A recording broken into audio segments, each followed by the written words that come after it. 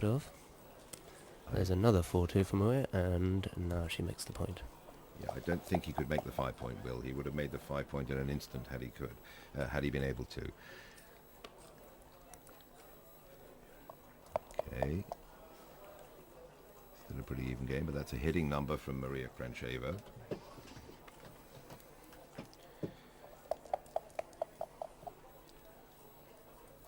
And another fanning number from Morton Home. Is she going to keep this?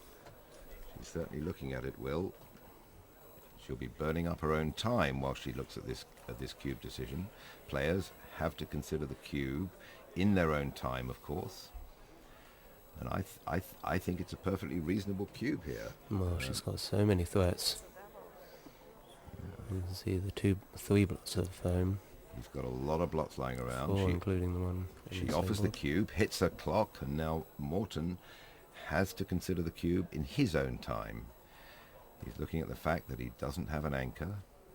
He's got 4 blots lying around. He's almost certain to be hit, and he doesn't want to get involved. He passes, and the score moves on to 2-0, and here we are at game 3.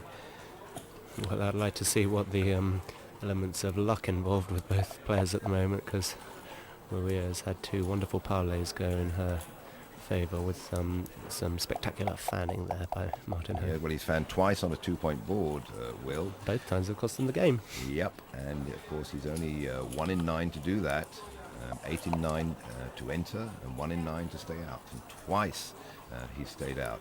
He's obviously had the worst of the dice up to now. Okay, but the wonderful thing about backgammon is that the moment you start to think it's your day, things can flip around in an instant. And a neat little blockade here by Martin Home, which Krancheva is eager to leap out of at the earliest opportunity, and she doesn't get smacked back.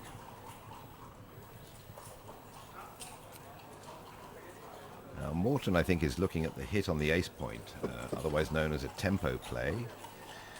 He knows that he may well be attacked on the 3-point, and he's also considering the play of bringing 1 checker down from the 12-point to the 8-point. Of course, he would have liked to have rolled a 4 and hit that yellow checker. No, he's considered the tempo play, but he's gone for the quiet play. Maria is looking at making the 11-point. She could hit twice. And that's what she's going to look at. She's looking at the aggressive double hit play. We've seen how good Morton is at fanning on 2-point boards, John. Yes. And the way Morton's rolling, surely this is the correct play for Maria Krancheva, but no, she makes the valuable 11-point, 0.6 away from the gap on her 5-point. Nearly always an excellent point to hold. And Morton rolls almost a worthless 5-1. Now he goes for the tempo play. Where's this ace going to be? Ace will play 8-7, arranging for an extra cover for that ace point blot in case it's missed by Maria Krancheva. And she rolls an excellent in and out number. Playing a racing game.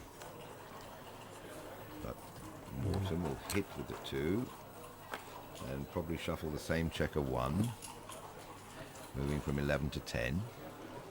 That's the problem with playing a racing game, is that you often get sent back to the beginning. No, he's coming up from the back this time. Where's Krancheva's ace?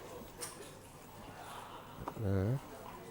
And a 4-6 from Krancheva. My play would have been hit on that 10-point. Maria Krancheva comes out. Doesn't really have much choice here. She could slash away on her own deuce point, but she chooses to come out and volunteer a double shot. So 3s and 1s, double 5. Morton rolls a double 5, remakes his midpoint, and makes his own ace point. Not much to think about there. Very level game. Krancheva leading 2-0 in this 13-point match. And in this particular game, it's plumb even. Right, looking for a 7 now. To become strong favourite with a 7.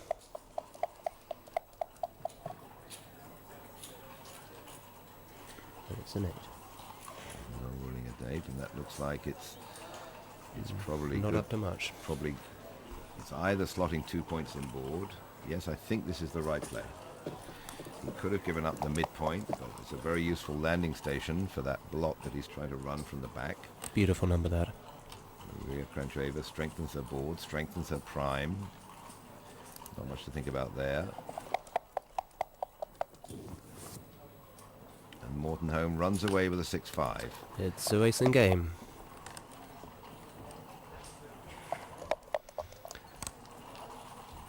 5-3. This doesn't look to be enough for Krancheva to save this game, because I think she's going to get a very nasty cube here from home, which she doesn't look to be able to take because she's got so many men back in her home board.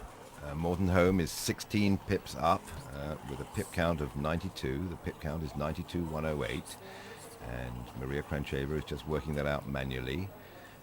This makes this position a stone cold drop. Okay, which will mean that home will get off the mark. He's struggled in this match luck-wise. It's 2-0 down, but this will make it 2-1 when surely Krancheva drops. Just thinking about it. She's quite correctly working out the mathematics. There is a particular formula. She needs about 11 or 12% to be able to take this cube, and she takes it!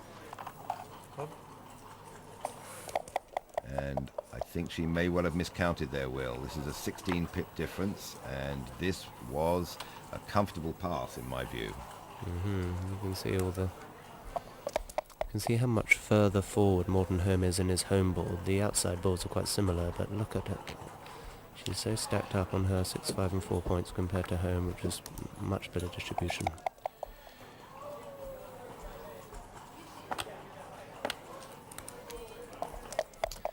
Krancheva needs some big doubles very soon.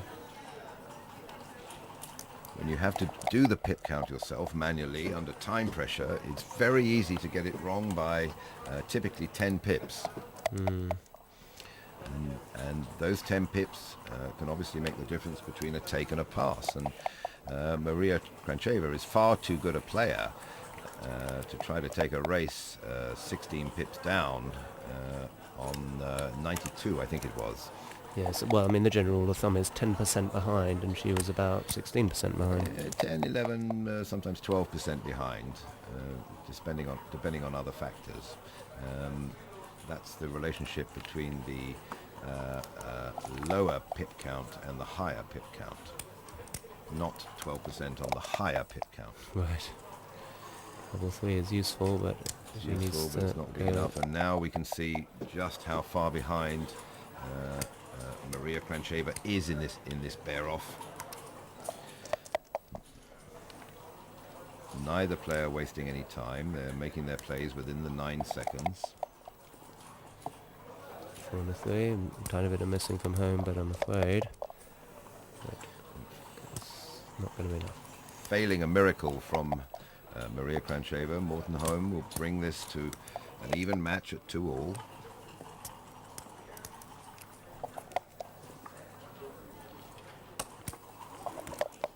Maria Krancheva almost drawing dead here. Is there both vote back to 6, 5 for her? Would do it. 6 is... Okay, and she knows it, and indeed that is 2-all.